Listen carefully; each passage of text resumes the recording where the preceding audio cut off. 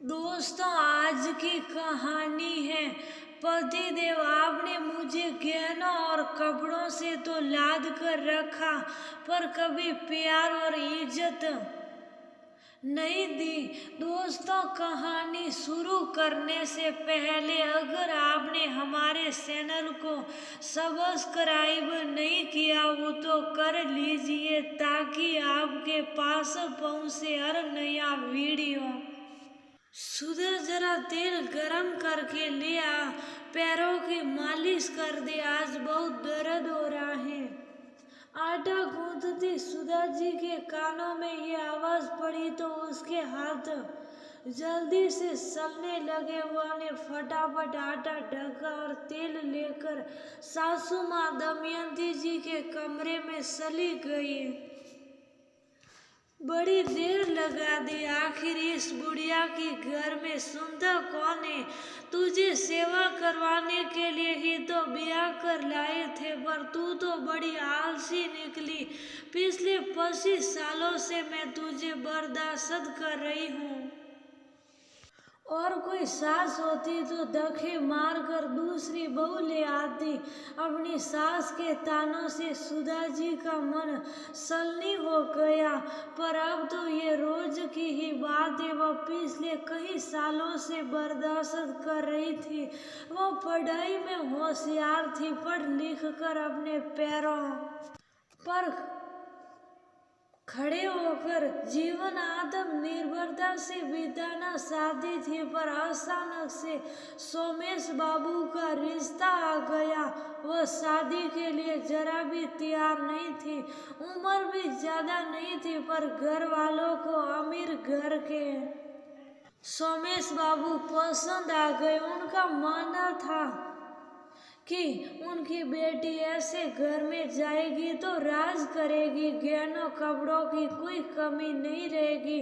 ज्यादा पूछताछ भी नहीं करी और ये भी दिमाग नहीं लगाया कि इतने बड़े घर के लोग उनकी सुधा को अपनी बहू क्यों बनाना चाहते हैं। सुधा जी ने विरोध भी किया।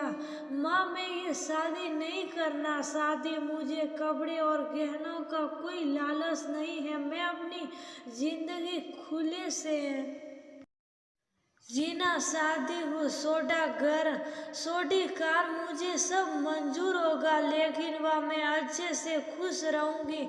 मुझे बड़ा घर और इन अमीर जादों से डर लगता है। लेकिन उनकी माँ कुछ ना कर सकी। पिताजी ने रिश्ता तय कर लिया। सुधा जी बहू बनकर आ गई, पर इन बड़े घरों में कुछ ही दिनों में उनका दम घुटने लगा। सोमेश बाबू कभी कभी पति का हक जताने आ जाते थे और अधिकतर गायब ही रहते। सुधा जी अपने सास से कुछ कहती तो वह ये ही बोलती, कभी अमीरी नहीं देखी तूने तो पता नहीं होगा अमीर घरों के आदमी कैसे अपनी जिंदगी बिताते हैं। तुझे बड़ा घर मिला, कपड़े गहने मिले, ये सब कम है क्या?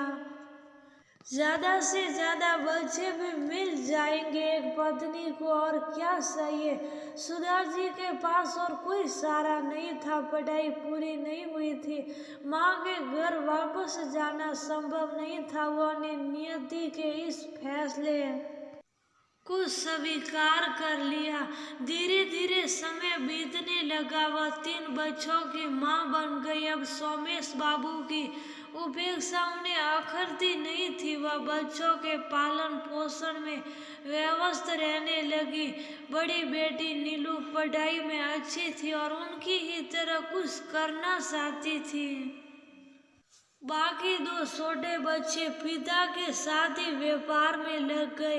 अत्यधिक शराब पीने की वजह से सोमेश बाबू का लीवर खराब हो गया और वह बिस्तर पर आ गए और एक दिन इस दुनिया से चले गए। अब घर में सुधा जी सास दमयंती जी की पहले की तरह ही चलती थी। सुधा जी आज भी उनके सामने कुछ ना बोल पाती थी।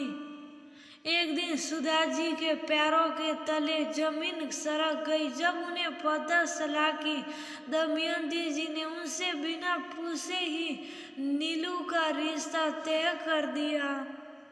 नीलू भी ये जानकर अपनी माँ से लिपट कर रोने लगी।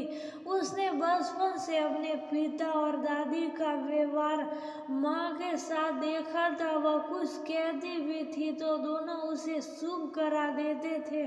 सुधा जी ने बेटी को गले से लगाकर कहा, जो मेरे साथ हुआ वो तुम्हारे साथ नहीं होगा। मैं ये अनर्थ नहीं होने दूंगी। और वह नीलू को साथ लेकर दमयंती जी के कमरे में चली गई। माँ जी, नीलू अभी शादी नहीं करना चाहती हैं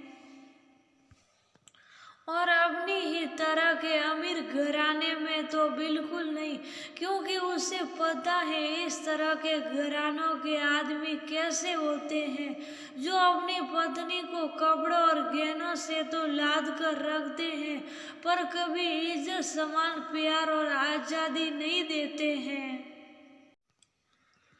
सुधा तू ज्यादा ही बोल रही है। मैंने रिश्ता तय कर दिया है। मेरी जबान का कोई मोल नहीं है। वह कड़कड़ाती आवाज में बोली, माँ जी, आपकी जबान का मोल है पर मेरी बेटी की जिंदगी भी अनमोल है। मैं उसे बर्बाद नहीं होने दूंगी और एक माँ का फैसला है ये। मेरी बेटी की जिंदगी का फैसला करने का मुझे पूरा हक है। नीलू जब तक साई पड़ेगी और जब उसकी मर्जी होगी अच्छे से देखभाल कर शादी करेगी।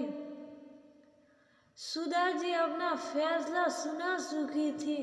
आज बहू का ये रूप देखकर दमयंती जी की बोलती बंद हो गई थी। ये सब देखकर नीलू के चेहरे पर मुस्कान सा गई।